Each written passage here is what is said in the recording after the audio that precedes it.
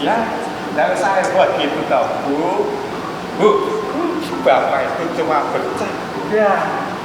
Kalau memang bisa jadi remaja lagi, senang banget aku.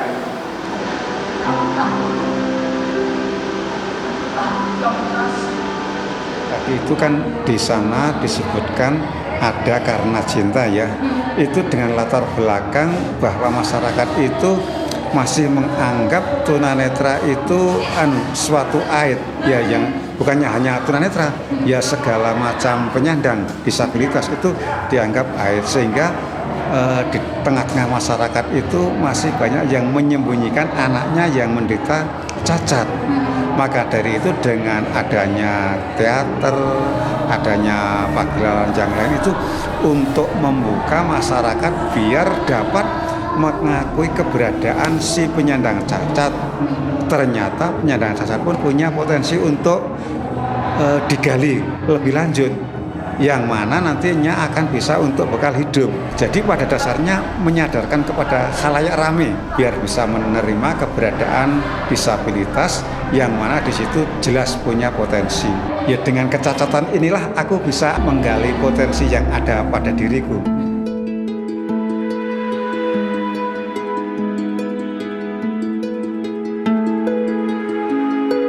Saya namanya Getir. Pak Getir gitu. Iya. Maaf sebelumnya Bapak netra ya? Iya. Netra berarti sedari kecil atau? Sejak dari kecil. Oh sejak dari kecil. Jadi lahir sudah diberi kayak gini. Oh oke. Iya. Kemudian berarti teater Braille ini komunitas? Iya, komunitas. Dan Bapak join ke dalamnya berarti ikut? Ya gini, dulu itu kan waktu pertama kali aku ngantar istriku juga main teater. Nah, terus saya sering bantu-bantu untuk penataan, blocking. Nah, itu terus Mas Yuda yang tadi jadi sutradara itu mengambil saya untuk ikut bermain di sana.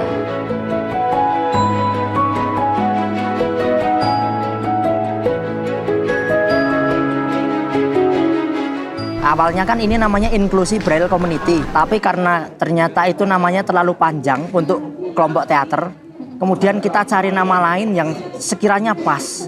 Lalu saya ingat netra itu kan membaca itu kan dengan huruf timbul, yang kemudian orang mengenalnya huruf Braille.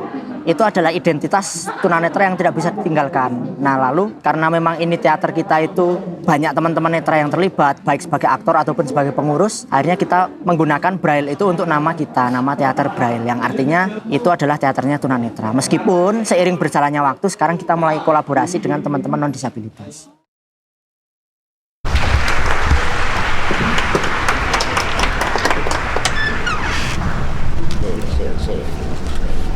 Maju dikit lagi. Oke, ya. Oh, ya, lurus. Kiri. Balik kanan. Nah, lurus.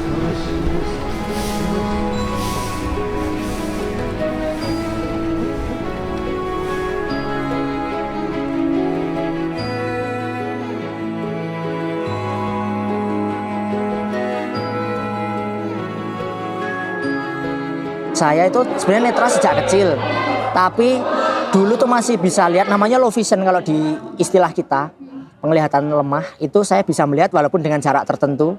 Jadi masih ada visual-visual yang saya tangkap. Lalu baru di umur 14 tahun, itu saya benar-benar blind total, tidak bisa lihat sama sekali. Tapi saya masih punya pengetahuan visual. Nah, ketika saya menyutradarai teman-teman ini, saya gunakan pengetahuan visual yang masih ada dalam diri saya. Tentunya sebagai sutradara tunanetra kita membutuhkan namanya astrada, asisten sutradara untuk bantu menjelaskan terkait dengan lampu dan segala macam. Meskipun idenya dari kita, tapi kan kita butuh orang lain untuk memberikan pendapat apakah ini sudah sesuai atau belum. Nah, biasanya saya minta teman-teman untuk langkah kaki itu dihitung. Dari set wing kamu berapa langkah sampai setting taman, itu harus dihitung. Supaya jalannya itu lurus, kita beri semacam kayak tanda khusus di panggung. Jadi baik itu bisa kayak lakban atau tali atau apapun yang itu bisa dikenali oleh kaki. Kemudian teknis yang lain, saya gunakan bau parfum yang berbeda. antara tokoh satu dengan tokoh yang lain. Artinya mereka itu biasanya dari tokoh ini baunya seperti ini tuh udah hafal, sehingga ketika misalnya tokoh ini berdiri di sini dengan bau yang sudah dikenali, maka dia akan bisa mengetahui, oh ini tokohnya di sana, berarti saya harus menghadap ke sana. Maka feelingnya harus jalan. Yang paling fatal kan dalam pertunjukan itu kan membelakangi penonton. Nah itu kita usahakan supaya jangan sampai teman-teman itu membelakangi penonton. Maka gerak seberapa itu harus dikontrol supaya dia nggak kehilangan arah. Naskah kan kalau teman-teman awas latihan, itu kan mereka kan memegang kertas kemudian reading ya. Kalau teman-teman netra, mereka gunakan HP. Kita ada aplikasi namanya screen reader atau pembaca layar, yang dia akan menyuarakan semua tulisan di layar itu dalam bentuk audio. Seperti misal, nah ini teman-teman netra, teman-teman kita itu kalau menghafal naskah, maka naskahnya harus berupa PDF atau e-book atau softfile yang itu bisa dibaca lewat HP. Kemudian mereka pakai headset, kemudian mereka membaca naskah. Itu kita baca per nomor dialog. Misal nomor 32 dialognya Jaka apa, itu kita baca per nomor. Suaranya itu akan muncul di headset. Setelah muncul di headset, baru teman-teman itu akan menyuarakan apa yang ada di headset. Nah, itu yang kenapa kok teman-teman itu bisa cepat menghafal naskah. Bagi anak-anak muda itu harus banyak menimba pengetahuan kepada orang yang lebih tua. Karena anak muda sekarang itu walaupun pandai, tapi belum tentu bisa untuk menerima kenyataan yang pada saat ini belum siap untuk diterima oleh anak muda, sehingga berpikirnya hanya satu kali. Maka untuk itu jadilah anak muda yang bersemangat tetapi juga beriman, sehingga di situ bisa mengembangkan dirinya masing-masing untuk menatap masa depannya. Jadi untuk anak-anak muda yang memiliki kesempurnaan itu jangan pernah mengeluh atas apa yang kalian hadapi, atas apa yang kalian alami. Karena masih ada orang yang lebih susah dari kalian dan ternyata mereka itu mampu bersyukur. Mampu bersyukur salah satunya lewat misal drama ini, orang tuanya Jaka dan Diva, mereka tetap bisa menerima meskipun mereka itu menghadapi ujian yang berat. Jadi memandang itu ke bawah, jangan ke atas. Kalau memandang ke atas kalian akan jalan dan jatuh. Kalau memandang ke bawah, niscaya kalian akan bisa menjadi sosok yang bijaksana.